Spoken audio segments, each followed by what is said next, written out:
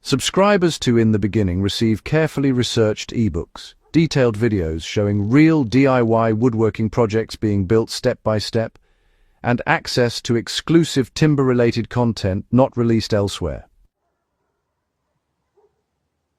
Before industrial kilns, timber was left to air dry slowly, often for years. Experienced builders knew that the tree didn't stop changing when it was felled. Moisture moved outward gradually, fibers adjusted to the loss of sap, resins hardened in place. The process of drying was as much about conditioning the wood as it was about reducing weight or preparing it for sawing. Accelerated modern drying interrupts this natural rhythm. The fibers don't shrink evenly. Internal tension builds between the surface and the core. Timber can appear solid and straight on the outside, but internally it may already be fractured along invisible planes. Early exposure to stress or load placement can trigger cracking, twisting, or collapse years later. Rapid kiln drying creates surface stability at the expense of core strength. Kilns today are designed to remove moisture quickly and uniformly. Temperatures are tightly controlled, and air circulation moves water out efficiently. The result is visually consistent boards with low moisture content. On the surface, this seems ideal. Dimensional stability is high, and lumber can be used immediately, but the core tells a different story. While the outside shrinks quickly and hardens, the inner fibers lag behind. The internal stress manifests as micro-cracks that can propagate under load. Old masters observed similar effects when timber dried unevenly over the first winter. They allowed months or years for the moisture gradient to balance naturally. The wood became stronger as it settled. Kiln-dried timber often skips that process. Species respond differently, and modern shortcuts ignore those differences. Softwoods like pine and spruce dry relatively quickly without severe damage if treated carefully. Hardwoods such as oak or ash, however, require slow, controlled seasoning to avoid severe checking and splitting. Modern processing treats most species the same, assuming uniform schedules can be applied across the board. Historical builders knew better. They allowed the drying period to match species, size, and intended use. Oak beams might rest exposed for multiple seasons. Pine could be worked sooner. The goal was functional durability, not speed. The consequence of ignoring this is structural failure in woods that were expected to last centuries. Internal stress affects not just beams, but all joinery. When wood dries unevenly, joints are the first to reveal weaknesses. Mortise and tenon, or dovetail connections, depend on fiber integrity. If the wood around a joint is stressed from rapid drying, it may compress or expand differently than neighboring sections.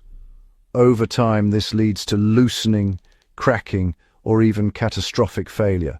Old builders accounted for this by selecting timber carefully and letting it move before assembly. Modern, fast-tracked lumber can give an illusion of readiness, but rarely offers the same resilience. Resins and extractives harden over time in properly dried timber.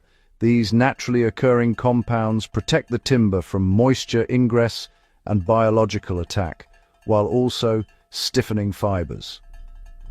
Accelerated drying forces the resins to behave differently. They can be driven out or redistributed unevenly, weakening the core structure and reducing long-term hardness. Historical observation confirms this. Timbers that were left to settle and dry slowly developed subtle resilience that allowed them to carry loads quietly and evenly over decades. Shortcuts compromise that process, trading long-term strength for immediate convenience. Ancient builders often stored timber in open yards or under shelters that allowed wind and cold to circulate naturally. Moisture loss occurred gradually, moderated by seasonal temperature fluctuations. The wood acclimated to changes in humidity and learned to endure movement before being cut, joined, and stressed. Modern enclosed kilns remove these environmental cues. Drying is fast and predictable, but the wood is untested under fluctuating conditions. Once installed, it reacts to real-world moisture differently, which can accelerate warping or checking. Every board carries the memory of its drying history. Rapid drying locks in tension.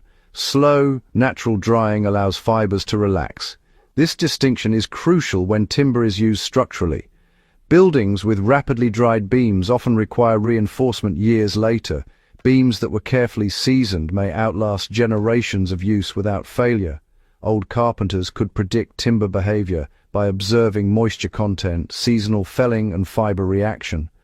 Modern users often assume uniform specifications ensure performance. They do not.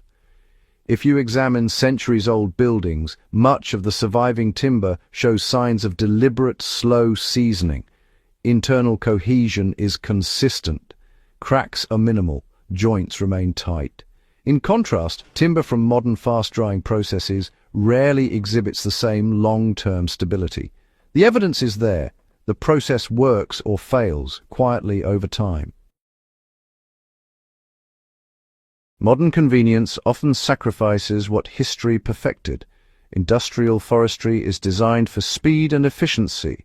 Timber moves quickly from tree to kiln to construction site. Buyers demand short timelines. Builders respond. But every shortcut taken in drying diminishes the inherent strength of the wood. It may hold up for decades, but eventually the stress manifests. Old masters weren't opposed to efficiency. They opposed ignorance of material behavior. Understanding this process changes how we select and use wood today. Even if it isn't possible to replicate historical drying timelines fully, knowledge of these principles guides decision-making. Choosing species appropriate for the intended environment, allowing lumber to acclimate before installation, and respecting internal stress patterns all improve outcomes. Timber may be more forgiving than we assume, but only if we work with its natural behavior. Strength, longevity, and resilience come from respecting the material. The most durable timber is quiet under stress. It absorbs forces without signaling weakness. Rapid dried wood can appear identical at first, but it lacks the memory and resilience built by slow seasoning. The choice between convenience and longevity is literal. Speed shortens life. Patience preserves it.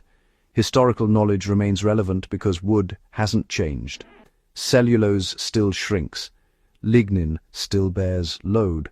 Moisture still governs decay. Technology may accelerate processes, but it cannot rewrite material properties. Ignoring the effects of rapid drying doesn't eliminate them, it only hides them until failure occurs. For those seeking a deeper understanding of timber behavior, survival, and historical practice, subscribing to the In the Beginning email list provides continued insight. The lessons of slow seasoning are not nostalgia. They are evidence of what works. Observing, respecting, and working with timber as it naturally behaves ensures that the structures we build today can endure the challenges of tomorrow.